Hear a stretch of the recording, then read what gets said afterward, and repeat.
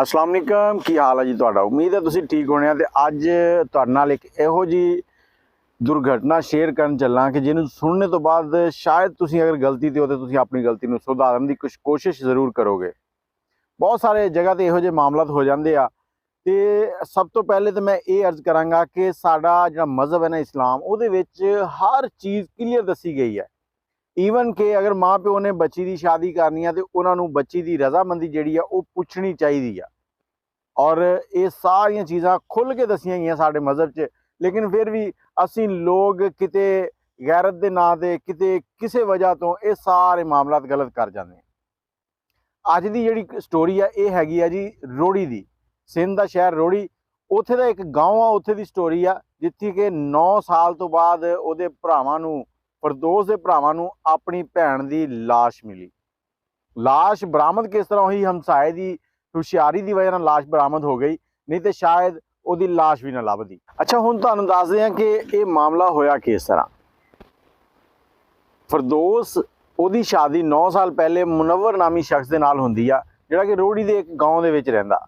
ये वाकया जिहड़ा सरकार की मुदईयत दे विच फरदोस नामी औरत फरदोस शेख के कतल दे विच इंदराज किया जाता है। तो एक हमसाए की हुशियारी की वजह ना ये सारा मामला जिहड़ा ना वो सामने आ जाता, नहीं तो हो सकता उसका पता ही नहीं लगता कि उसकी लाश कित्थे गई है। फरदोस के भाइयों का कहना कि सानू गाहे बगाहे इलम भी हुंदा सीगा कि साडी भैन दे उत्ते जुल्म हो रहा, उन्होंने मारदा कुटदा उहदा शौहर, लेकिन असी कहंदे सी जिहड़ा उन्होंने वादे करके लगया इन्ने सारे उही उन्होंने वेखेगा, असी उहदी खबर लैण भी नहीं जांदे सी। इहदी वजह की सीगी कि 9 साल पहले फरदोस ने अपने वालदैन के खिलाफ जाके मुनव्वर नामी शख्स के नाल कोर्ट मैरिज कर ली सी। उहदा राबता मुनव्वर के नाल होया ते उन्हां दे आपस में कोई मामला तल्लकात बने। उस तो बाद उन्होंने हो सकता घर के मुकम्मल तफसीलात नहीं हैगियां, घर दे विच गल कीती होवे, घर वाले नहीं मन्ने ते उन्होंने घरों भज के विआह कर लिया। हुण फरदोस नूं मारिया क्यों गया वो भी तुहानूं मैं दसदा कि असल हकीकत की है। उहदा शौहर जिहड़ा सीगा वो इकट्ठे रहिंदे सीगे, लेकिन उन्हां दे 3 बच्चे भी हो चुके सीगे। एक दिन हमसाया दसदा कि मैं अपने घर च सीगा ते दोपहर के टाइम उन्होंने घरों गोली चलन की आवाज़ आई। जो गोली चलन की आवाज़ आई तो मैं हैरान हो गया। मैं छत पर चढ़ के वेख्या, लेकिन मैनू कुछ भी नज़र नहीं आया, हर पासे सन्नाटा सीगा।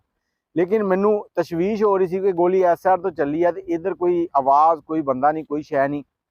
वो कहते मैं देखण लग पिया, तो जो मैनू थोड़ी जी शक पई ना शाम नूं कि वो बंदा सेंध दे विच मिट्टी पट रहा, तो मैं कहता पुलिस नूं इतलाह दी। जो पुलिस नूं इतलाह दी तो पुलिस ने मौके पर आके जो वेख्या सेंध दे विच जिथों ताज़ी मिट्टी पट्टी सीगी उत्थों उन्होंने खुदाई की तो थल्लों फरदोस की जी लाश मिली। और उस दिन उन्होंने बच्चे जिहड़े सी बच्चों किसी बहाने दे नाल किसी रिश्तेदार के घर भेजिया सीगा ताकि बच्चे ना होणगे, ना शोर पेगा, ना कोई रौला बनेगा।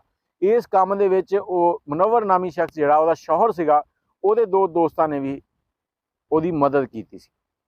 अच्छा, जो हुण लाश मिल गई आ तो लाश दे ना नक दे कोल गोली मारी गई सी, जिहड़ी आर पार हो गई सीगी। ਤੇ ਉਹ ਬੰਦਾ ਜਦੋਂ ਤਫਤੀਸ਼ ਹੋਈ ਮੁਨੱਵਰ ਨੂੰ ਸੱਖਰ ਦੇ ਕਿਸੇ ਸ਼ਹਿਰ ਦੇ ਵਿੱਚੋਂ ਜਾ ਕੇ ਫੜਿਆ ਗਿਆ, ਛੋਟੇ ਇਲਾਕੇ 'ਚ, ਉੱਥੇ ਕਿਰਾਏ ਦੇ ਮਕਾਨ ਦੇ ਵਿੱਚ ਉਹ ਛੁਪਿਆ ਸੀਗਾ।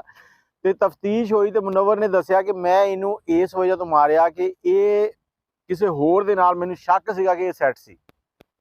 ਦੇਖੋ, ਇੱਕ ਲੜਕੀ ਜਿਹੜੀ ਇੱਕ ਬੰਦੇ ਦੇ ਇਸ਼ਕ ਦੇ ਵਿੱਚ ਸਾਰਾ ਘਰ ਛੱਡ ਕੇ ਆ ਗਈ, ਆਪਣੇ ਮਾਂ ਪਿਓ ਛੱਡਿਆ, ਭੈਣਾਂ ਭਰਾ ਛੱਡਿਆ, उसे बंदे ने उस औरत के उत्ते दोबारा शक की बिना ते उन्होंने मार दिता। मारिया किस तरह?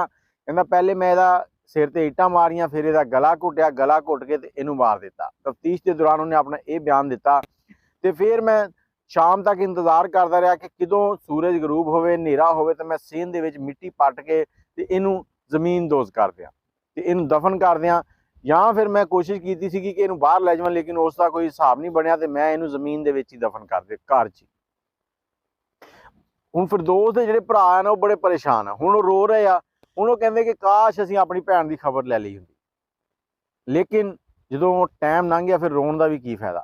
ते सब तो अच्छा अमल दुनिया दे विच जिहड़ा ना वो दूसरिਆਂ ਨੂੰ माफ़ करना। तुसीं भी कोशिश करिया करो कि जदों भी किसी कोलों कोई गलती हो जाए ना, वक्ती तौर गुस्सा हुंदा सारिਆਂ ਨੂੰ, लेकिन तुसीं ਉਹਨੂੰ गुस्से ਨੂੰ कंट्रोल करो ते उस गुस्से के उत्ते एक्शन लैण दे सलाहियत रखने के बावजूद भी कोशिश करा करो कि अगले बंदे नूं माफ़ कर दे। अल्लाह ताला कहता कि माफ़ करने वाले बंदे का अजर जिहड़ा ना वो अल्लाह ताला आप उन्होंने देगा। ਲਿਹਾਜ਼ਾ ਤੁਸੀਂ ਵੀ ਇਹ ਮਾਮਲਾ ਜਿਹੜੇ ਨੇ ਇਹਨਾਂ ਨੂੰ ਵੇਖ ਲਿਆ ਕਰੋ। ਬੱਚੇ ਗਲਤੀਆਂ ਕਰ ਲੈਂਦੇ ਆ, ਅਗਰ ਉਹਨਾਂ ਨੇ ਗਲਤੀ ਕਰ ਹੀ ਲਈ ਹੈ ਤੇ ਉਹਨਾਂ ਦੇ ਪਿੱਛੇ ਉਹਨਾਂ ਦੀ ਪੈਰਵੀ ਜ਼ਰੂਰ ਕਰੋ। ਸਾਡੇ ਮੁਲਕ ਦੇ ਵਿੱਚ ਇਹੋ ਜਿਹੇ ਬੜੇ ਮਾਮਲਾਤ ਹੁੰਦੇ ਆ ਜਿਨ੍ਹਾਂ ਨੂੰ ਗੈਰਤ ਦੇ ਨਾਂ ਤੇ ਕਤਲ ਕਰ ਦਿੱਤਾ ਜਾਂਦਾ ਤੇ ਫਿਰ ਕਿਹਾ ਜਾਂਦਾ ਕਿ ਅਸੀਂ ਇਸ ਤੋਂ ਬਚ ਜਾਵਾਂਗੇ। ਅਗਰ ਉਹ ਦੁਨੀਆ 'ਚ ਬਚ ਵੀ ਗਿਆ ਤੇ ਰੱਬ ਦੀ ਲਾਠੀ ਬੜੀ ਬੇਆਵਾਜ਼ ਆ, ਉਹ ਕਿਸੇ ਨਾ ਕਿਸੇ ਪਾਸੇ ਜਾ ਕੇ ਜ਼ਰੂਰ ਫਸੇਗਾ। ਲੇਕਿਨ ਫਿਰਦੌਸ ਜਿਹੜੀ ਆ ਉਹ ਇਸ ਟਾਈਮ ਦੁਨੀਆ 'ਚ ਨਹੀਂ ਰਹੀ। ਇੱਕ ਇਹੋ ਜਿਹੀ ਮਸਲੇ ਦੇ ਵਿੱਚ ਉਹ ਕਤਲ ਹੋ ਗਈ ਕਿ ਜਿਸ ਮਸਲੇ ਦੇ ਵਿੱਚ ਉਹ ਘਰੋਂ ਨੱਸ ਕੇ ਆਈ ਸੀ, ਜਿੱਥੇ ਉਹਦੇ ਭੈਣਾਂ ਭਰਾ ਕਹਿੰਦੇ ਸੀਗੇ ਕਿ ਸਾਨੂੰ ਇੱਥੇ ਗੁੱਸਾ ਆ ਕਿ ਇਹ ਕਿਸੇ ਹੋਰ ਦੇ ਨਾਲ ਸੈੱਟ ਸੀ, ਉਹੀ ਕੰਮ ਉਹਦੇ ਬੰਦੇ ਨੇ ਕੀਤਾ ਕਿ ਇਹ ਕਿਸੇ ਹੋਰ ਦੇ ਨਾਲ ਸੈੱਟ ਸੀਗੀ ਤੇ ਮੈਂ ਇਹਨੂੰ ਮਾਰ ਦਿੱਤਾ।